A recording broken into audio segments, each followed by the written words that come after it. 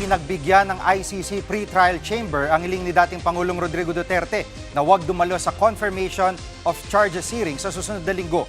Live mula sa TV5 Media Center, nangungun sa balita si News 5 Justice Correspondent Camille Samonte. Camille, ano naging basehan ng desisyon ng pre-trial chamber?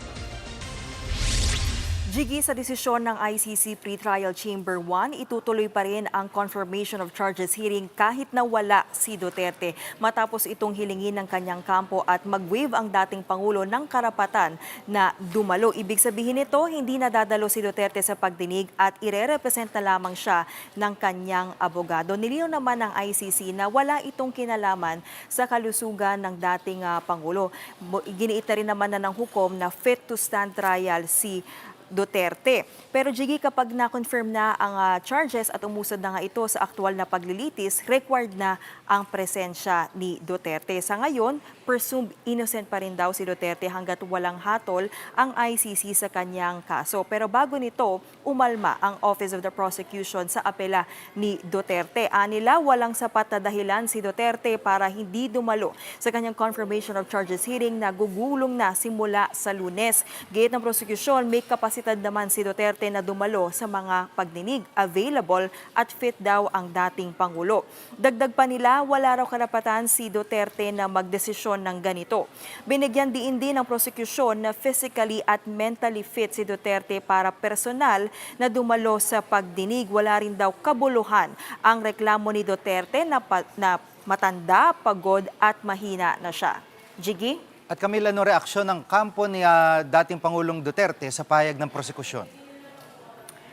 Gigigit ng abogado ni Duterte na si Attorney Nicholas Kaufman, karapatan ni Duterte na magsumite ng waiver kaya ginawa niya ito. Pinapakita lang daw ng prosecution na naiinis sila at naniniwalang hindi dapat si Duterte ang kumokontrol ng naratibo. Kailanman ay di raw kinikilala ni Duterte ang jurisdiksyon ng ICC sa kanya. Wala rin daw rason para sisihin si Duterte. Ang mga hukom na raw ang magdedesisyon nga kung pahaharapin ba nila ang dating Pangulo sa pagdinig. Jiggy? At anong plano ng mga drug war victims sa susunod na linggo?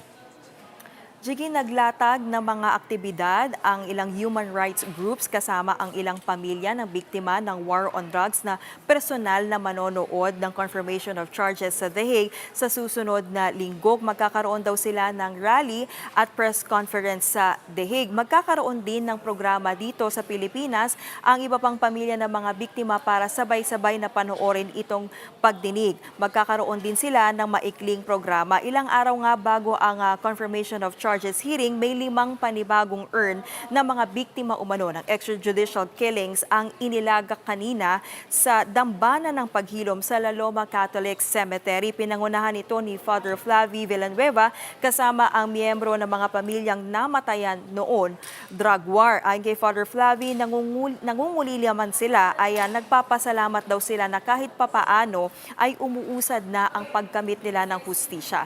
Pakinggan natin ang pahayag ni Father Flavie. Hindi kami tatahimik. Kasama po ng program paghilom ang mga pamilya na hindi tatahimik. Paghilom ang pinag-usapan, ito ay may kasamang katarungan. Yan muna ang latest. Balik sa iyo, Jiggy. Yan ang ulat ni Camille Samonte live mula sa TV5 Media Center. Mga kapatid, Jiggy Manikad po, pagdating sa mahalagang balita sa loob at labas ng bansa, dapat una sa lahat, mag-follow at mag-subscribe na sa social media pages ng News 5.